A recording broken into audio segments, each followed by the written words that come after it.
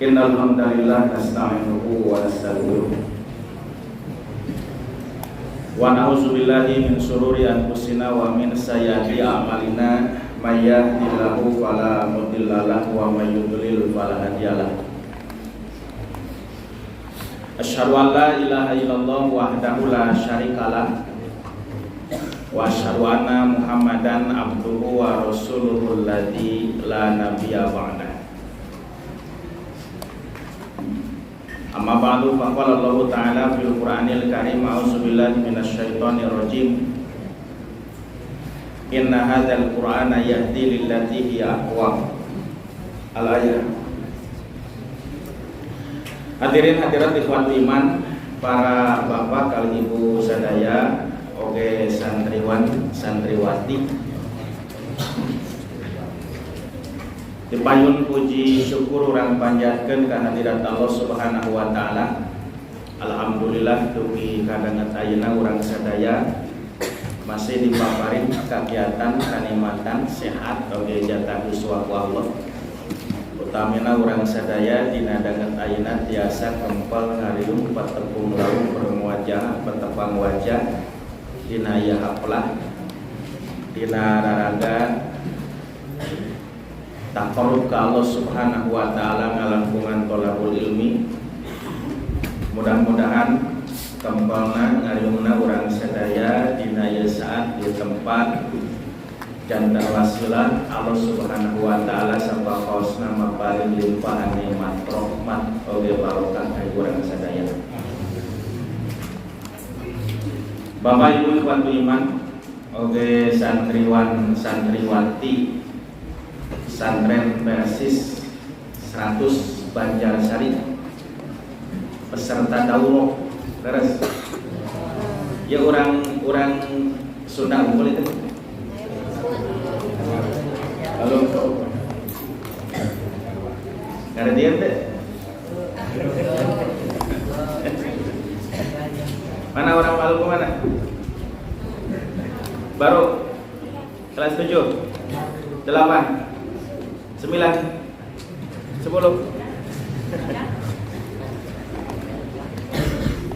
Gak paham bahasa Sunda, gak paham ya?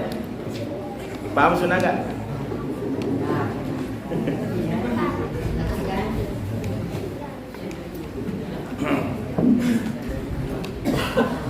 Berarti kedah di translate-nya Pak ya. Bapak Ibu ikhwatu iman rahimakumullah, kajian kita malam ini saya ambil judul Kaifa nata'amalu bil Qur'an. Saya pinjam ini dari salah satu buku karya Yusuf Qaradawi, At-Ta'amul bil Qur'an. Jadi kaifa nata'amalu bil Qur'an, bagaimana caranya kita berinteraksi dengan Al-Qur'an.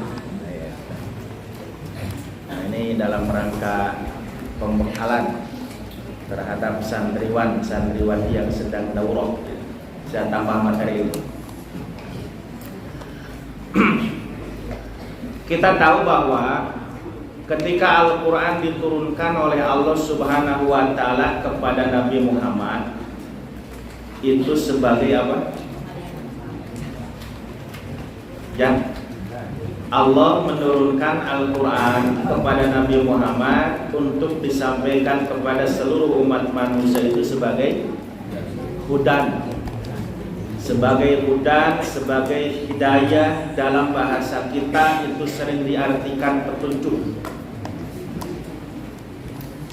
Di surat Al-Baqarah ayat kedua, Dzalikal kitabu la raiba fihi hudan lil muttaqin. Bahwa kitab Al-Quran ini tidak ragu lagi, isi kandungan yang terdapat di dalamnya itu hudan, menjadi petunjuk lil muttaqin, bagi orang-orang yang bertakwa. Nah, kalau di ayat 185 Allah lebih luas lagi menyebutkan cakupan hudan itu. Syahrul Ramadan alladzi unsila fihil Qur'anu hudal linnas. Jadi kalau ayat kedua Allah menyebutkan hudal lil muttaqin, kalau ayat 185 mah hudal linnas, menjadi petunjuk bagi seluruh umat manusia. Nah, artinya Al-Quran itu bisa menjadi petunjuk hidup bukan hanya buat orang-orang yang bertakwa saja, bukan hanya buat orang-orang yang mengimaninya saja. Orang yang tidak iman terhadap Al-Quran, orang yang tidak bertakwa kepada Allah, kalau mereka mau menjadikan Al-Quran sebagai hudan, insya Allah Al-Quran akan menjadi hudan bagi mereka. Nah, hudan hidayah dalam bahasa kita sering diartikan petunjuk. Ada petunjuk tenaun bu? Bahasa Sunda pituduh. Ya. Kalau Ibnu Faris, salah seorang pakar bahasa Arab, menyebutkan setiap kata yang dibangun dari huruf ha, dal, ya, hada, yahdi, hidayatan, termasuk kata hudan tadi, artinya maju ke depan untuk memberikan penjelasan keterangan, baik secara lisan atau lewat tulisan atau lewat simbol-simbol atau lewat gambar atau lewat isyarat. Selama itu artinya menunjukkan, maka itu disebut hudan atau hidayah. Nah, saya sering menjelaskan hidayah itu seperti rambu-rambu lalu lintas di jalan, ya. Santriwan, santriwati sering lihat rambu-rambu lalu lintas tuh, ya. Di kiri kanan itu ada tuh. Ada panah belok kiri, panah belok kanan, ada gambar pertigaan, ada gambar perempatan, ada gambar rumah makan, masjid, tempat ibadah, pom bensin, rumah sakit. Terus di persimpangan jalan biasanya ada traffic light, lampu merah, kuning, hijau. Nah, rambu-rambu itu dibuat untuk apa? Sebagai hudan, hidayah. Fungsinya apa? Untuk memandu si pengguna jalan, orang-orang yang berkendaraan, baik yang naik motor atau naik mobil, supaya tertib di perjalanan, selamat sampai ke tujuan. Itu namanya hidayah. Tapi, ada tapinya. Siapapun orang yang berkendaraan nanti, dia bisa tertib di perjalanan, selamat sampai ke tujuannya, kalau dia mampu memahami rambu-rambu lalu lintas itu. Kalau orang di perjalanan, kalau orang berkendaraan, dia tidak paham apa arti-arti rambu lalu lintas, bisa jadi jangankan selamat sampai tujuan, di perjalanan saja sudah tidak tertib. Ada gambar panah belok kiri, dia malah lurus, digebrus ke sawah. Dan diapalin artinya belok. Di persimpangan jalan ada lampu merah, malah nyebrung kan, katabrak kiri kanan. Lampu hijau malah berhenti, ya. Katubruk di tukang. Nah, kenapa bisa seperti itu? Karena dia tidak paham apa artinya lampu merah, apa artinya lampu hijau. Nah, Al-Quran pun dipastikan akan menjadi hudan, akan menjadi hidayah bagi manusia secara umum, khususnya bagi orang-orang yang bertakwa. Kalau orang yang menerima Al-Quran itu, dia bisa paham apa isi kandungan Al-Quran.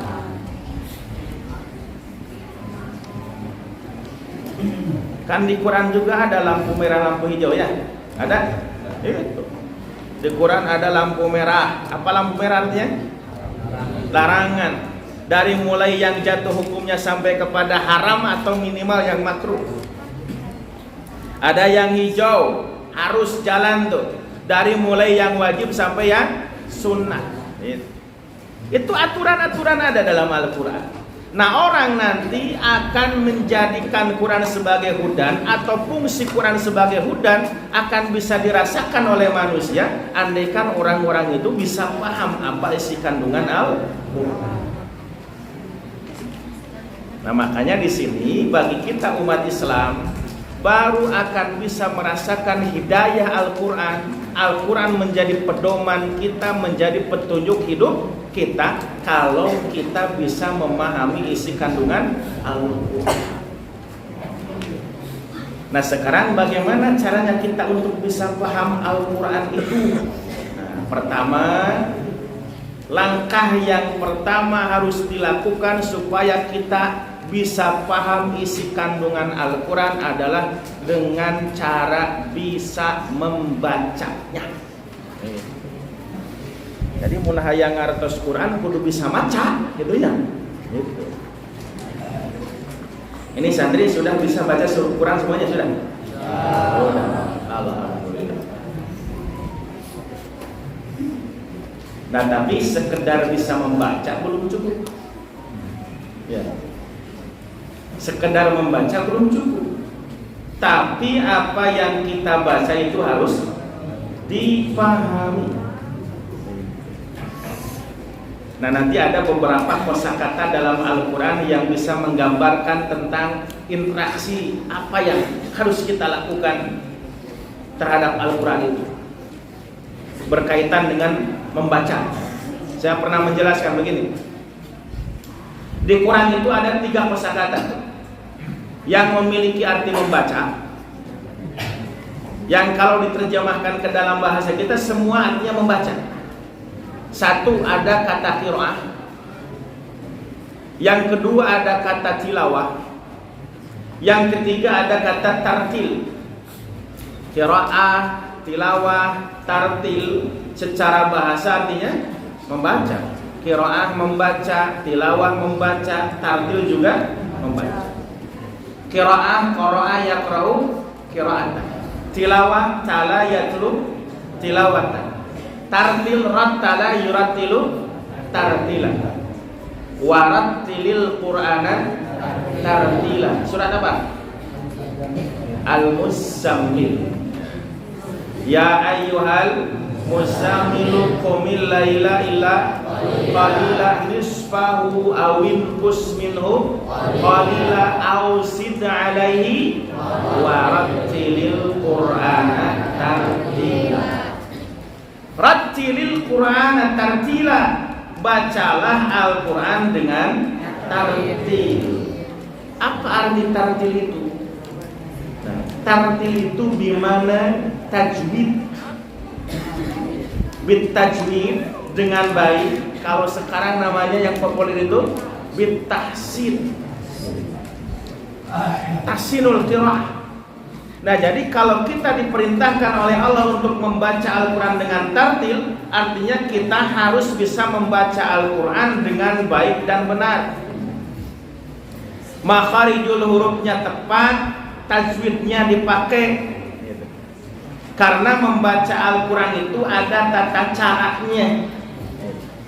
Ada huruf nanti yang mesti dipanjangkan, mesti dipendekkan. Kalau panjang mesti berapa harokat panjangnya. Kalau makharijul huruf itu mesti tepat, nanti membedakan masing-masing huruf hijaiyah yang keluar di mulut kita itu harus tepat. Karena ketika orang membaca Al-Quran tidak tepat makhraj, itu kata ahli qiraah masuk kategori khata jali. Apa khata jali itu? Kesalahan yang fatal. Salahnya terang, salah pisan gitu.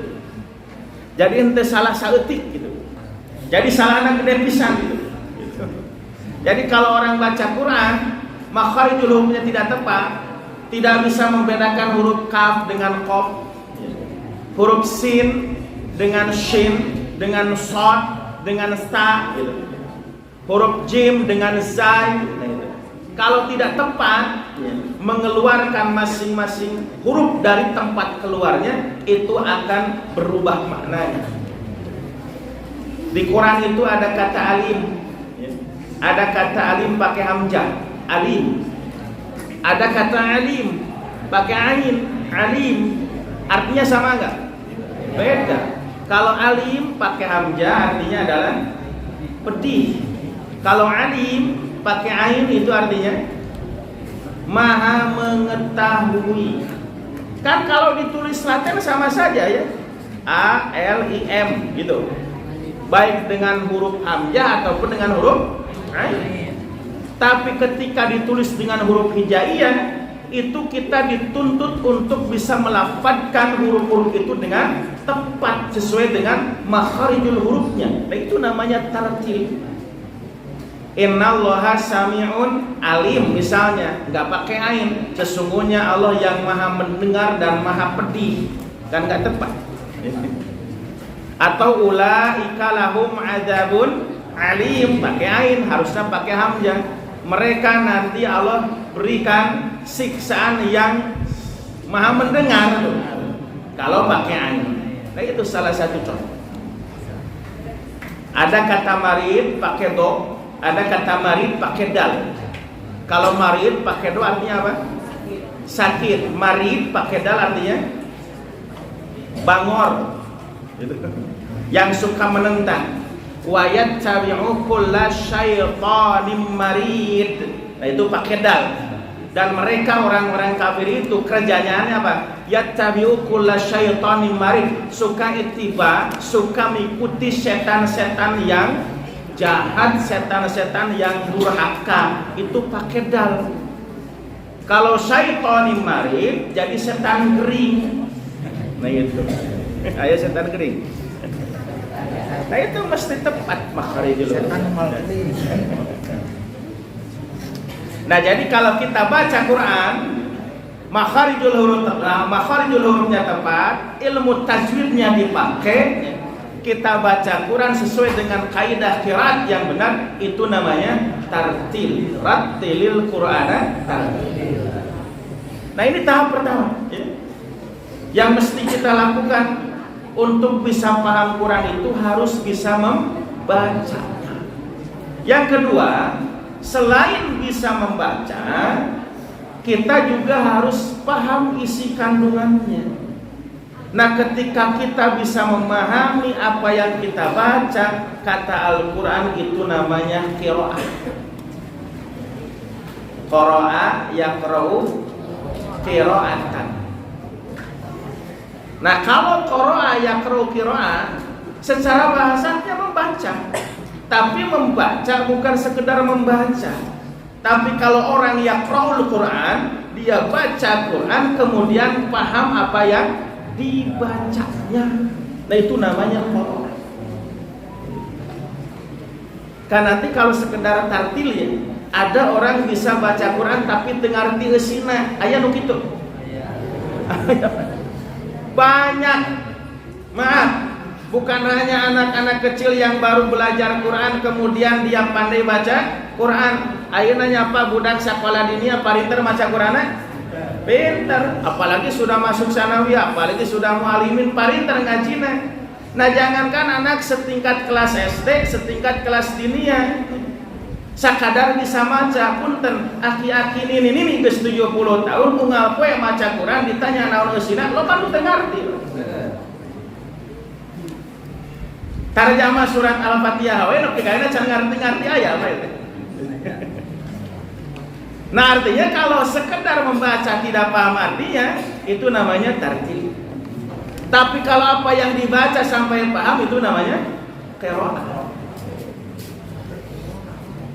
Nah, terus yang ketiga, selain tartil, kemudian qiraah, maka yang ketiga ada namanya tilawah.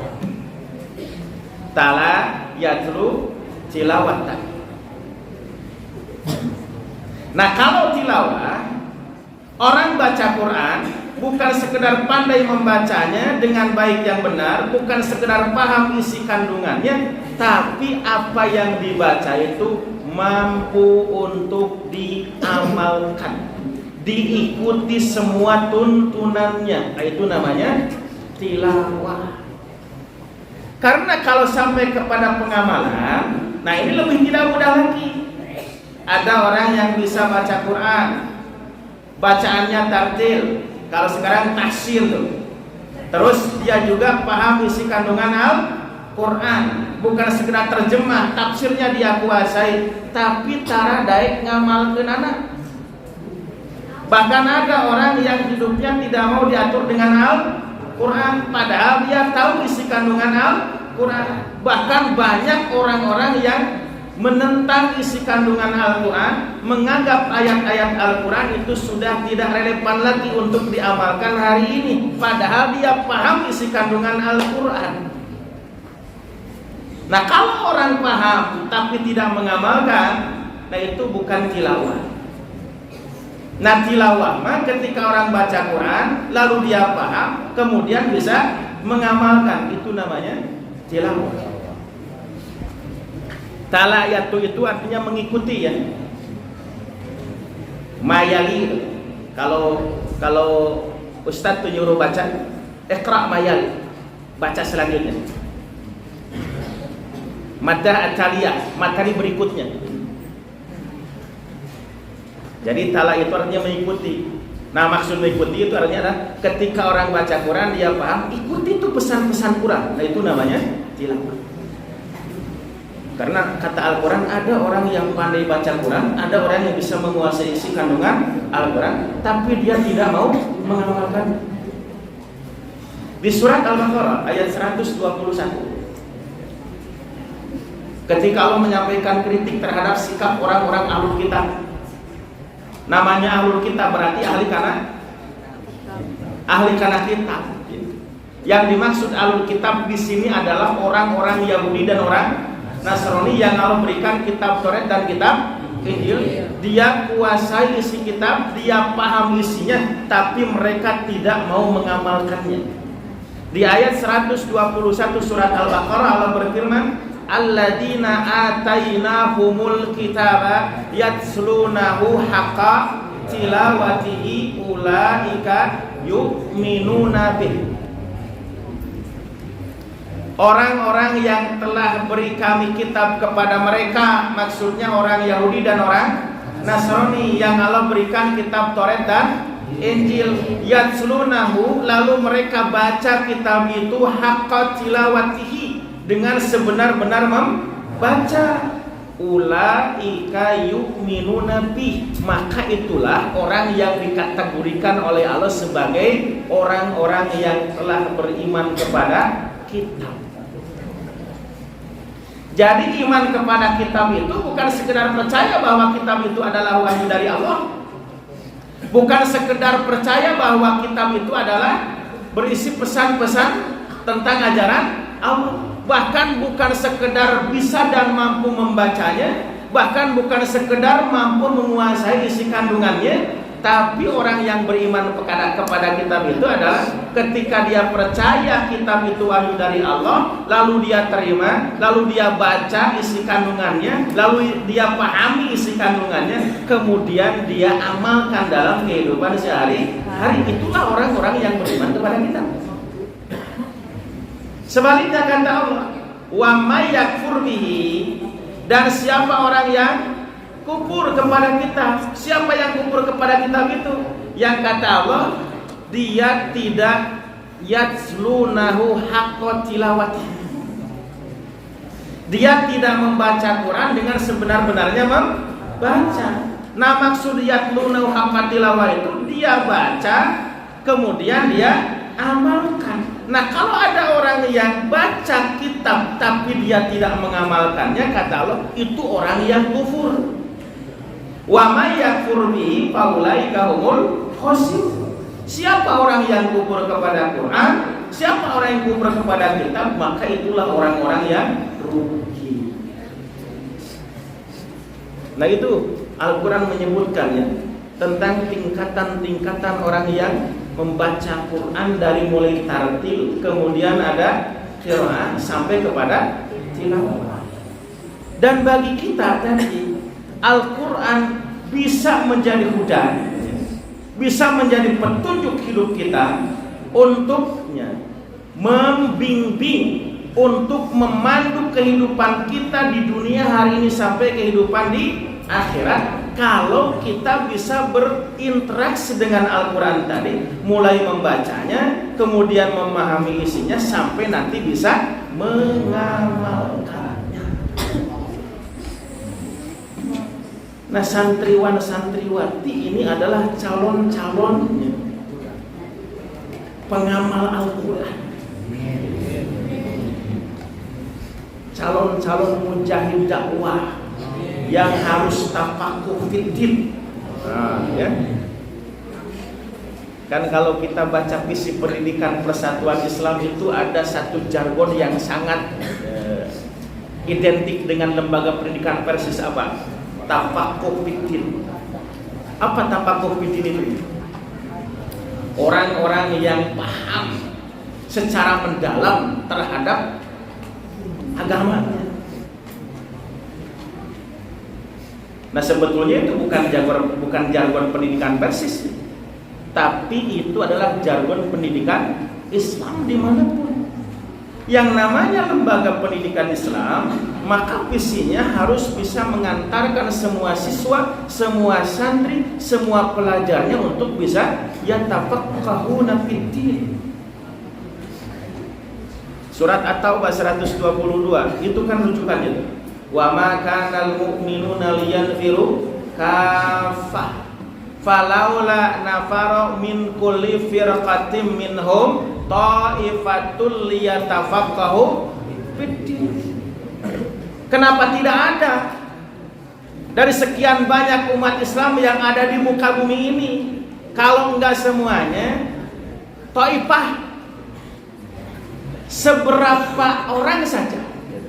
Taifah itu kelompok kecil, lebih kecil dari firqah. Kan ada nafar, ada firqah, ada taifah. Nafar itu kan kelompok manusia. Dari kelompok itu ada bagian-bagian lagi namanya firqah. Di firqah itu ada taifah. Jadi taifah itu kelompok kecil. Nah, maksudnya Al-Quran menganjurkan kalau enggak semuanya, kalau enggak sebagian besar umat Islam, kalau enggak semua kelompok umat Islam, minimal ada sebagian kecilnya orang-orang yang siap mengkonsentrasikan dirinya untuk menjadi generasi yang tafakuh fiddin. Lihat tafaqahu fiddin, supaya mereka bisa paham agama lebih mendalam. Nah, orang yang tafakuh disebutnya faqih, ya. Faqih itu apa? Faqih itu apa? Orang yang paham. Al-fiqhu bimana al-fahmu. Pelajaran usul fikih kan begitu ya. Al-fiqhu bimana al-fahmu. Fikih itu artinya paham. Kalau orang yang faqih berarti orang yang paham. Ketika Allah menyebutkan mesti ada di antara umat Islam itu taifah, sekelompok kecil, liyatafaqahu fiddin, supaya mereka menjadi orang-orang yang tafaqahu fiddin. Artinya apa? Ayat ini mengisyaratkan bahwa umat Islam harus faqih dalam agamanya. Kalau enggak semua, minimal sebagian. Nah, insya Allah ya, lembaga-lembaga pendidikan Persis dimanapun visinya itu supaya menjadi setiap santrinya itu adalah orang-orang yang tafakuh fiddin. Nah, tafakuh fiddin itu apa? Yang disebut paham agama itu apa? Ngopi heula.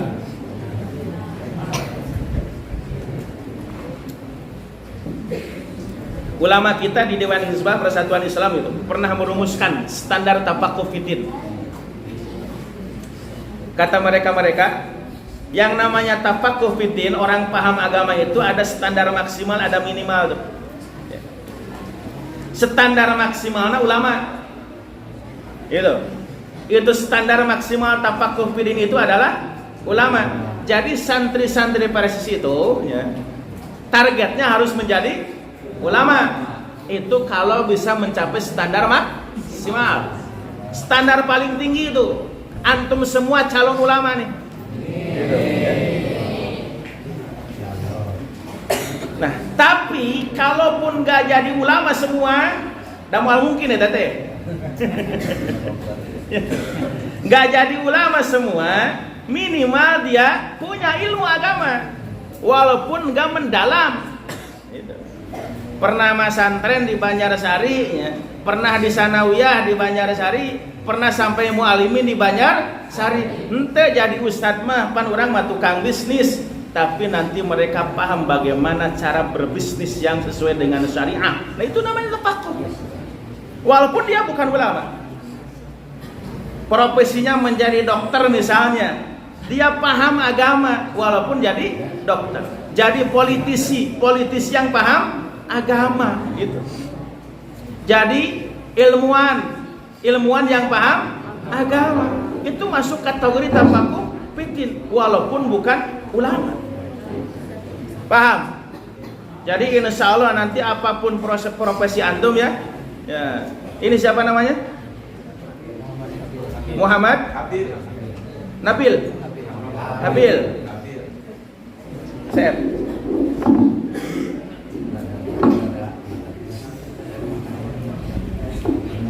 Tes, oke. Nah, Nabil Komil. Cita-citanya apa? TNI. Iya. TNI yang paham agama, TNI yang hafid Quran, banyak sekali. Nah, jadi tafaqquh fiddin, apapun profesinya nanti, maka ilmu agama menjadi landasan hidupnya. Sehingga profesi apapun yang digeluti dia tidak akan jauh dari nilai-nilai agama. Negara kita itu banyak punya pemimpin-pemimpin, banyak punya orang-orang pintar, tapi kepemimpinan dan kepintarannya tidak dilandasi dengan agama. Akhirnya umat rusak jadi pemimpin. Pinter korupsi nak, pinter ngabobodo rakyatnya, pinter majegan masyarakat nah gitu. Jadi kepintarannya digunakan untuk merusak. Kenapa? Karena tidak punya pemahaman agama. Nah, jadi santri-santri basis punya jargon merujuk kepada surat At-Taubah ayat 122. Kalian itu calon-calon tafaqquh fiddin.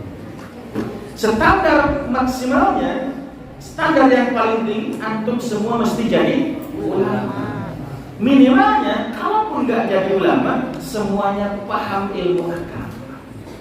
Meren lamun tekat Al-Quran, tengarti isi kandungan Al-Quran, bisa maca kitab tafsirnya, tapi ada imaman baik bisa tuh. Paham hadis, tidak menguasai ulumul hadisnya, tengarti mustolah hadis secara lebih jauhnya, tapi maca-maca hadis mah bisa. Nah, bedanya gitu ya. Jadi kalau standar maksimal jadi ulama, jadi orang yang faqih, itu harus menguasai, kata Ibnu Hajar itu minimal menguasai 7 disiplin ilmu. Satu, dia mesti paham Quran dan ulumul Quran, hadis dan ulumul hadis, fikih dan usul fikih. Satu lagi, bahasa Arab sebagai alatnya. Nahu, sorof, balaghah, mantik itu sebagai alat. Alat untuk apa? Alat untuk mengkaji dan mesekan isi kitab Quran dan hadis. Tak kalau sudah bisa menguasai 7 disiplin ilmu tadi, Quran dia kuasai, ulumul Qurannya dikuasai, hadis dia kuasai, ulumul hadisnya juga dikuasai, fikih dikuasai, usul fikihnya dikuasai, bahasa Arab sebagai alatnya dia kuasai, nahwu sorofnya balaghah mantiknya dia kuasai. Ini namanya ulama. Ini namanya faqih. Ini namanya standar maksimal tafaqquh fiddin. Tapi kalaupun nggak bisa menguasai dasar-dasar ilmu itu secara mendalam, minimal dengan Anda pernah nyantri di pesantren, Anda bisa tahu apa yang mesti Anda lakukan dalam kehidupan sehari-hari, apapun prosesi yang Anda geluti. Nah, itu namanya tafaqquh. Nah, kembali kepada Al-Quran ya. Jadi kalaupun nanti tidak paham isi kandungan Al-Quran secara mendalam ya, tidak menguasai ilmu Quran, tidak menguasai ilmu tafsir, minimal Anda bisa paham. Minimal tak terjemah Quran, terus lamun cukup terjemah, pernah baca tafsir atau bertanya kepada ahlinya apa maksud ayat itu supaya Anda bisa terpaku dengan Al-Quran. Itu bagaimana ta'amulnya kita. berinteraksinya kita dengan Al-Quran.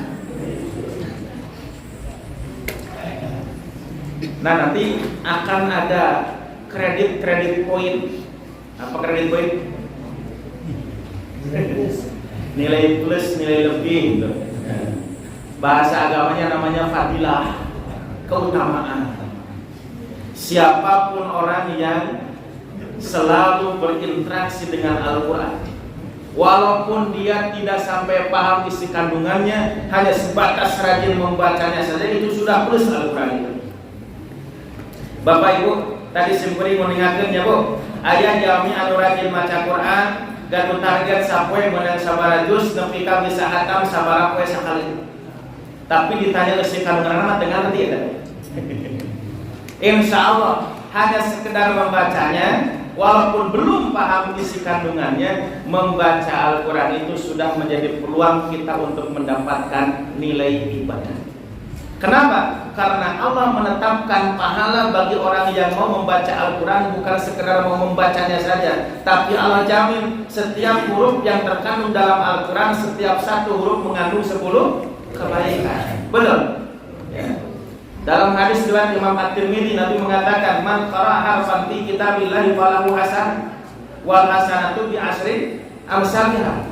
Siapa orang yang membaca Quran, satu huruf saja dari Quran, maka dia dapat hasanah, satu kebaikan. Wal hasanatu bi asyri amsalha, yang satu nanti akan dilipatkan menjadi 10 kebaikan. Kata Nabi, la aqulu alif lam mim harfun, aku tidak pernah mengatakan kalau alif lam mim itu satu huruf, tapi alif harfun, alif satu huruf, lamun harfun, lam juga satu huruf, mimun harfun, mim juga satu huruf. Kalau kita baca Quran, sekedar membaca alif lam mim, dapat berapa kebaikannya?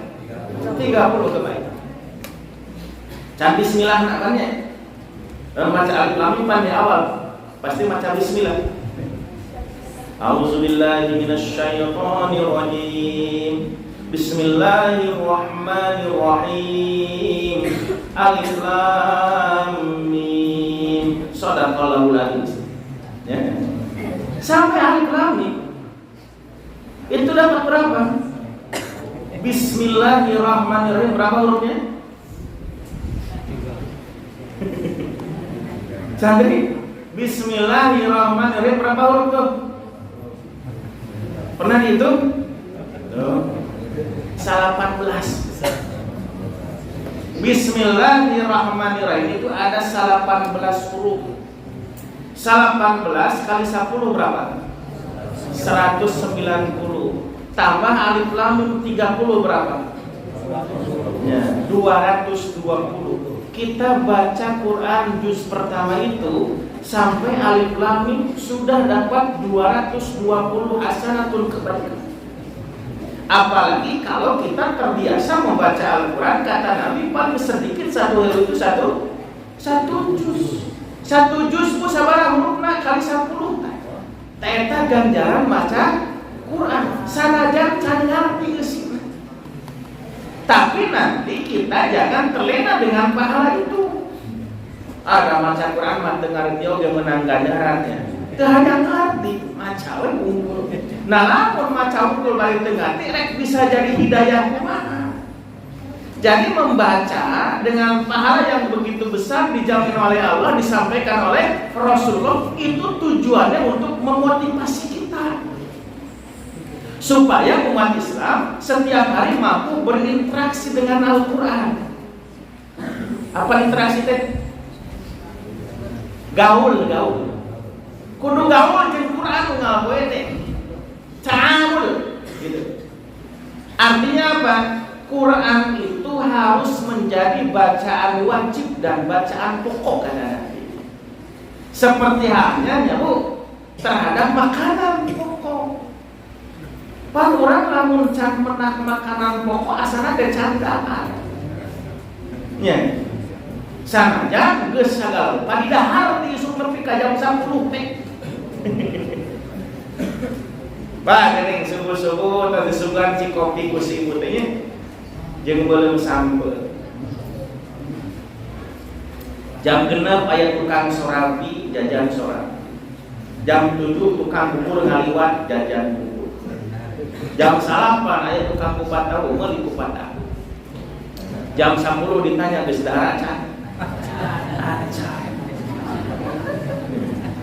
Dacan penak jeung sahur. Nah kata Nabi, Quran itu seperti makanan pokok. Apapun yang sudah kita baca, tapi kalau kita belum baca Al-Quran berarti kita belum membaca.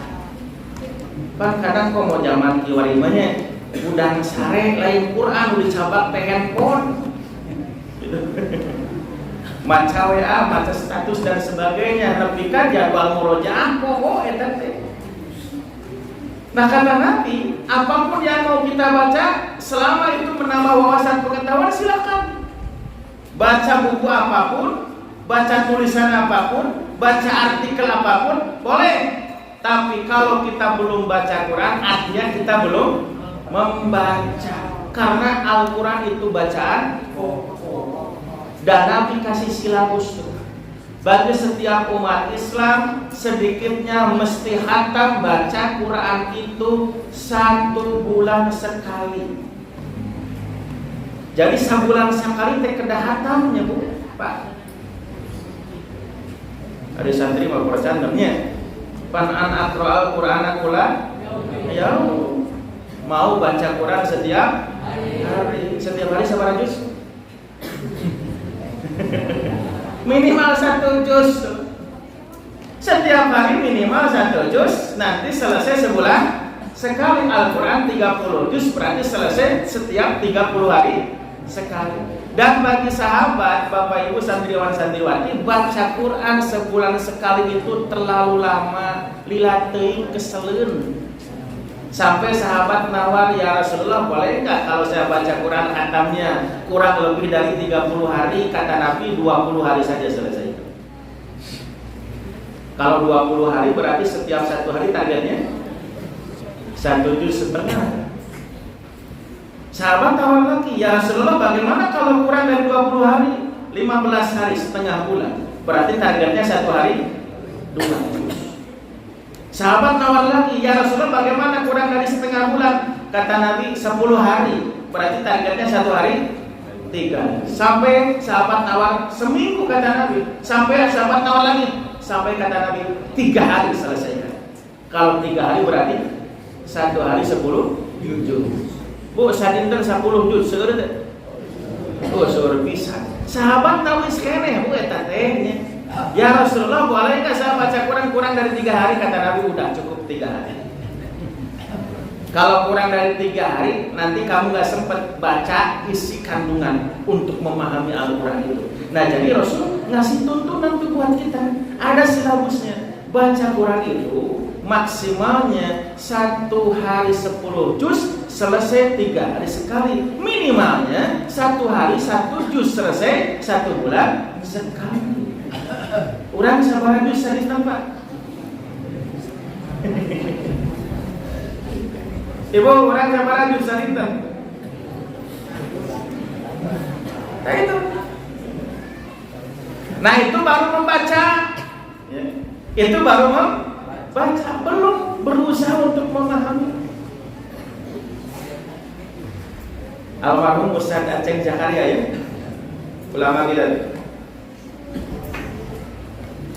Beliau pernah memberi panduan untuk bisa memahami isi kandungan Al-Quran, simple kata beliau. 1 hari 1 baris saja. 1 hari 1 baris Bapak Ibu, santriwan santriwati. 1 hari 1 baris untuk paham gitu. Untuk paham. Nah itu kalau kita hitung rata-rata gitu. Kan nanti nggak mesti 1 barisnya, bisa lebih. Kadang ayat kan terpaksa baris ayat akhir kan gitu. Ya, hitungan rata-rata. 1 hari 1 baris. Maka itu antum nanti bisa paham Quran dalam jangka waktu 30 tahun ke depan. Sekarang selesai sanawiyah, sudah tatil bacaannya kan? Ya. Sudah tahsin bacaannya? Harus sudah. Sekarang banyak anak-anak usia SD bukan cuma tahsin, tapi tahfidnya juga dikuasai. Sudah berapa juz? Yakni untuk bisa sekedar membaca sampai sekolah dasar selesai, sampai menengah pertama selesai, insya Allah bisa. Kalau misalnya selepas SMP atau sanawiyah, Anda lulus sanawiyah, sudah menguasai bacaan Al-Quran dengan baik yang benar, maka kesananya bukan targetnya membaca, tapi memahami isi kandungan Al-Quran. Nah, kata Ustaz Aceh, dari usia SMP selesai masuk SMA, 15 tahun selesai baca Quran. Kalau targetnya 1 hari 1 baris, maka 30 tahun ke depan Anda bisa menjadi ahli tafsir. Kalau konsisten, berarti lamun tina 15 sampai 30 tahun ke depan, usia berapa? 45 tahun. Bisa jadi profesor ngaji Quran. Sabarisin setiap pada maghrib, setiap pada subuh misalnya. Sabarisin gitu. Paham gitu. Kalau antum punya rujukan kitab-kitab tafsir, coba ini ayat diterjemahkan, saya nggak paham rujuk tafsirnya, sampai paham. Sehari 1 baris. Al-Quran 1 lembar berapa baris? 15 baris. Kalau 1 lembar 15 baris, kalau 1 halaman 15 baris, berarti 2 halaman 1 lembar itu 30 baris. Berarti 1 bulan. 1 bulan antum punya kesempatan untuk bisa memahami isi kandungan Al-Quran itu 1 lembar.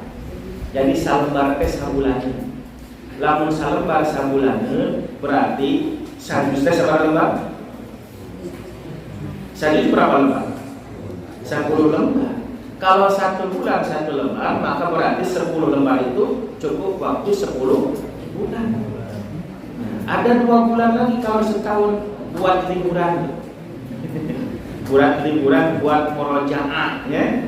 Lebih mematangkan apa yang telah Anda pelajari dari isi kandungan Al-Quran sebanyak 1 juz itu. Nah, kalau 1 tahun 1 juz Anda paham, maka 30 tahun 30 juz Anda paham. Usia 45 tahun sudah paham semua isi kandungan Al-Quran. Tak gitunya Pak. Jadi 15 tahun orang terus biasa maca, nepi ka 45 tahun ngerti isi kandungan Quran. Ayeuna orang sabar Yusuf apa? 40 aya. Terus 60, terus 70 tahun, sabaraha persen Quran anu kurang dipahami geus. Nah itu ya. Terakhir, Quran membaca ada tahfidz ya. Apa tahfidz itu? Hafal. Ada yang sudah hafal berapa juz? Santri? Ada yang 10 juz ada? 20 juz?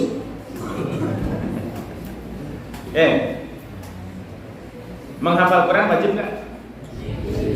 Wajib. Kata siapa? Ya nanti ada yang mesti wajib dihafal. Yes. Minimal surat Al-Fatihah itu wajib. Sebab mungkin setiap sholat kita mesti baca surat Al-Fatihah. Tapi kalau kita misalnya mau menghafal Quran 30 juz mesti hafal, enggak mesti hafal. Ada yang lebih prioritas, ada yang lebih utama antara menghafal dan memahami untuk diamalkan nanti.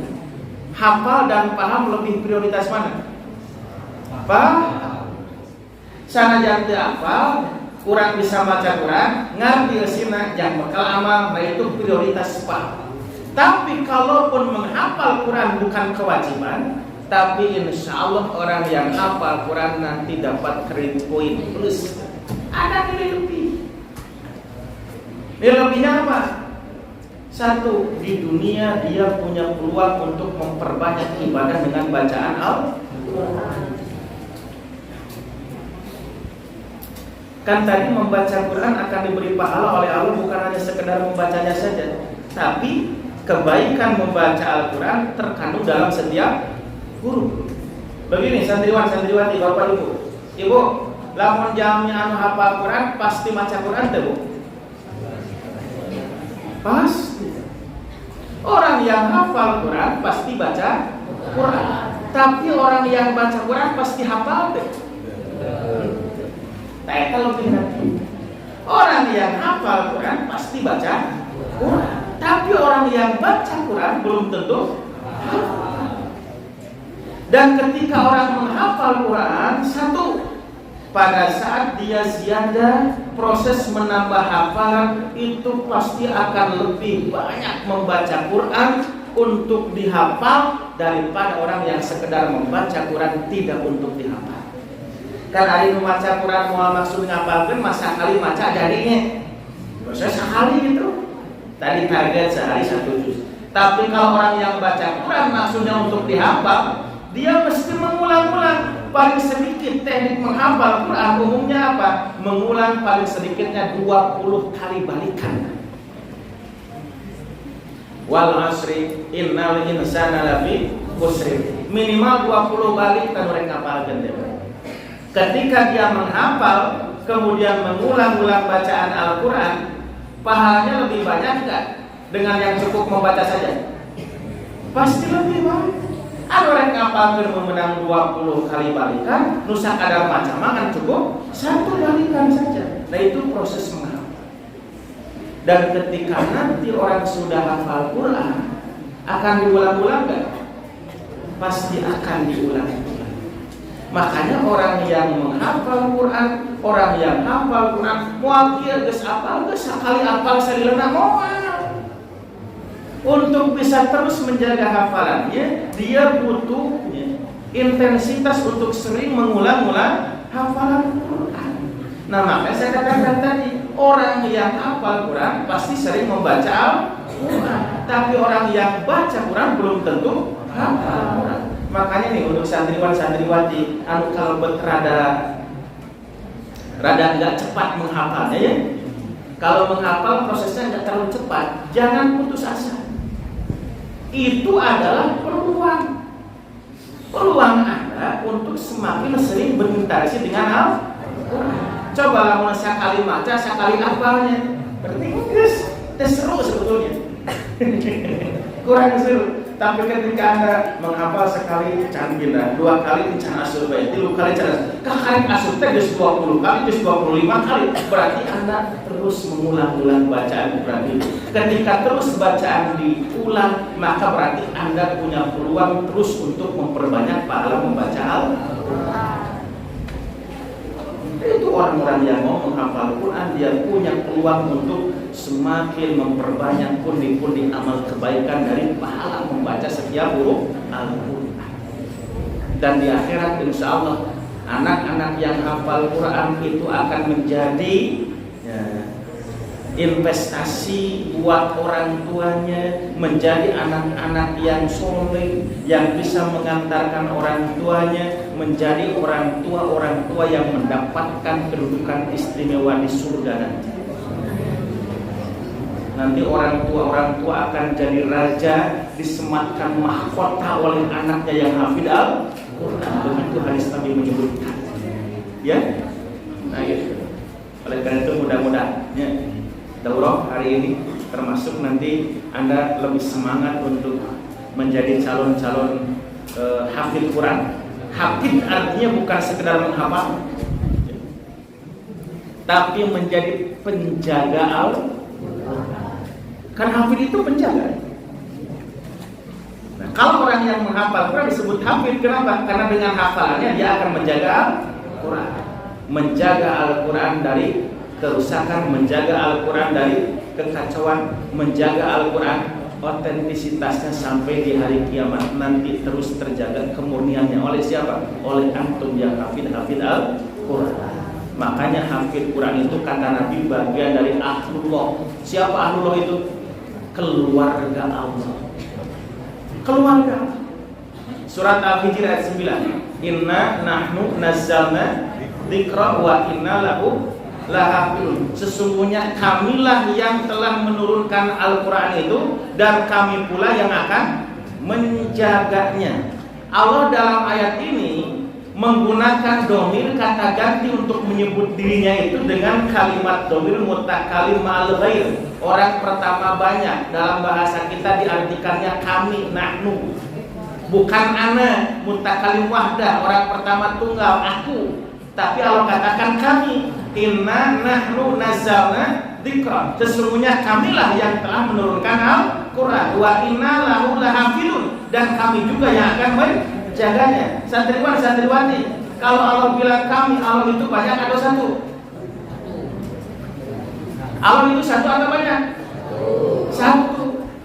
Kalau satu, aku atau kami? Kalau satu, aku, kami? Aku. Tapi Allah menyebutnya bukan aku, tapi kami. Kata sebagian ahli tafsir, kalau dalam Quran Allah menyebutkan kata ganti untuk dirinya dengan dhamir mutakalim al ghair, orang pertama banyak, kami bukan aku, itu menunjukkan ada keterlibatan pihak lain selain Allah dalam sebuah pekerjaan.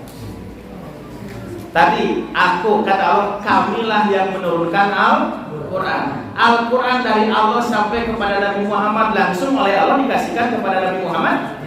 Tidak, tapi lewat malaikat Jibril. Nah, jadi kalau Allah bilang kami, berarti selain Allah ada yang terlibat untuk menyampaikan Quran kepada Nabi. Siapa? Minimal malaikat Jibril. Dia bilang kami.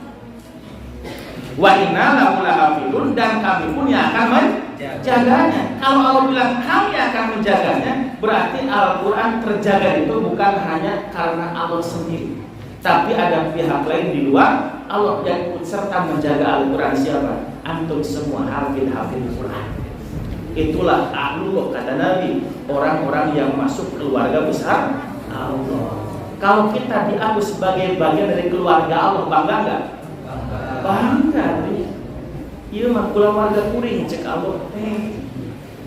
Jangankan kita diaku jadi keluarga oleh Allah, diaku jadi keluarga presiden, Pak, bangga teh.